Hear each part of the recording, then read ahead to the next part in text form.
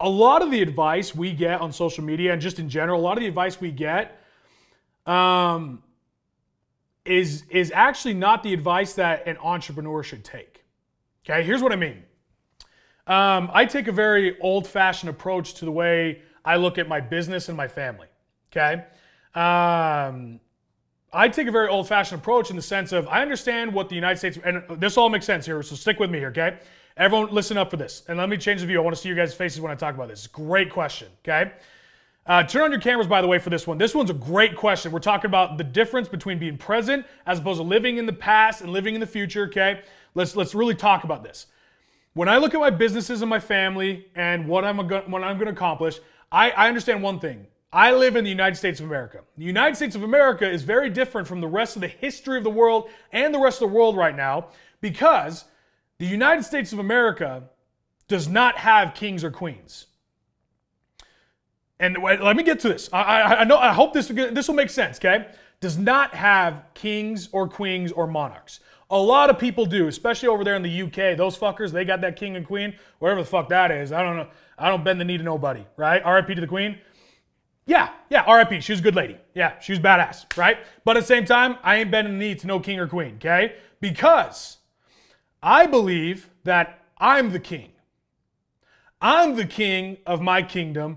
I'm the omnipowerful presence of what I'm creating. I am an all-powerful being. I don't believe I should bend the knee to another human being. I bend the knee to God because He's who created me, okay? And in order for me to become great, in order for me to become godlike, in order for me to become a king, I need to look at my kingdom as it is. And when I say I live in America, it's because there's no kings, queens, princes, and all that stuff who own the rest and everybody else works on it. No. In America, you own what you own. There's no king. The people, we the people, are the ones who will decide our own fate. Okay? So what that means is my businesses and my family are my kingdom. The bigger my business grows, the bigger my family grows, that is my kingdom. And this is what this will come back to answer your question here. And I want you guys to really, really understand this. Kings and queens do not live in the present. They live in the future. I always live in the future because my future is bright. My future is godlike. My future will change the world. My future is better than now. Now, I'm not saying I'm all fantasy land here. There's times when I'm with my wife. There's times when I'm with my family. There's times, when, you don't always live there. But you could ask my wife this, right? I live in the future probably 80 to 90% of the time. I prefer to live in the future because I have the power to create. And in order to create, I must visualize the future. I must have already analyzed what could go wrong if I make these moves. As a matter of fact, right here. Everybody see this? Chess. This is the game of kings and queens, okay? Chess, in order to be successful at chess, you have to think 3 moves ahead. You have to think 4 to 5 moves ahead, okay? And a king has to think about every decision he makes and how it will affect the future and what will happen in the future, because every decision you make is critical. Every move you make is critical. They're not small decisions, and people don't talk about this because it sends people into an analysis paralysis where they get into the zone of, oh, I'm not going to make a decision, because they get so stuck on what do I do? So they stop and they sit down and they just cave to the pressure because no decision in their mind is better than the wrong decision, right? But for me, I live in the future, and every decision I make is critical to our success, to the growth of my kingdom and what I'm going to build. So when people talk about these hacks of like living in the present as opposed to the future, I don't have a hack, because I'm supposed to live in the future as the visionary, as the one who's carrying the vision for what I'm going to accomplish, for what I'm going to build. I must live in the future. And by living in the future, I am creating the road ahead for everyone else to walk. So living in the future is actually the best thing you could do. You know what's going to happen when you live in the future, though? You're going to be full of anxiety. You're going to be full of pressure because you're taking on decisions that haven't even been made yet in your mind. And by taking on these decisions and by analyzing everything that can go wrong, it can swarm your mind with problems and with all this analysis of like what can go wrong, and suddenly you have all this anxiety. Now, I know this seems contrary to what people talk about, especially when they talk about mental health, right? They talk about mental health. They talk about, you get anxiety when you live in the future, so therefore you should live in the present. No. I don't look at anxiety as a bad thing. I look at anxiety as the stepping stone of me in a growth mode. I wake up with anxiety every single day. When I don't feel anxiety, I start to get anxiety because if I don't feel anxiety, I feel lazy. I feel like I'm not growing. I feel like I'm not doing something significant and pushing forward.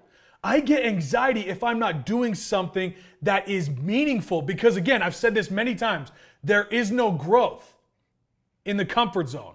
And there's no comfort in the growth zone. So if you constantly live in the growth zone, that means you're constantly living in a state of discomfort and anxiety.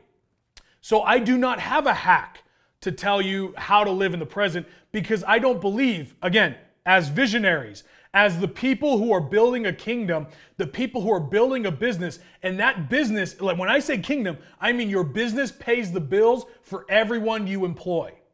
As a king, if my kingdom survives, that means everyone beneath me and in this zone is going to be taken care of.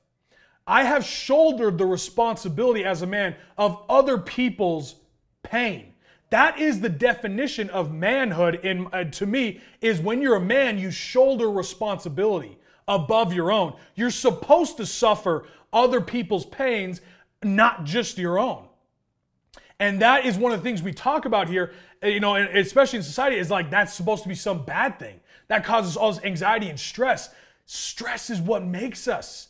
This life is about suffering. It's about enduring not only your own pain, but about enduring others as well. And so as an entrepreneur, I'm not just trying to work to pay my bills. I'm working to pay hundreds of other people's bills as well. Because if I build a business that's big enough to pay hundreds of other people's bills, I'm not in a level of anxiety that is, just going to pay my $50,000 a year salary or whatever it is. I'm living a level of anxiety that's going to have to pay it for 100 people who make $50,000 a year.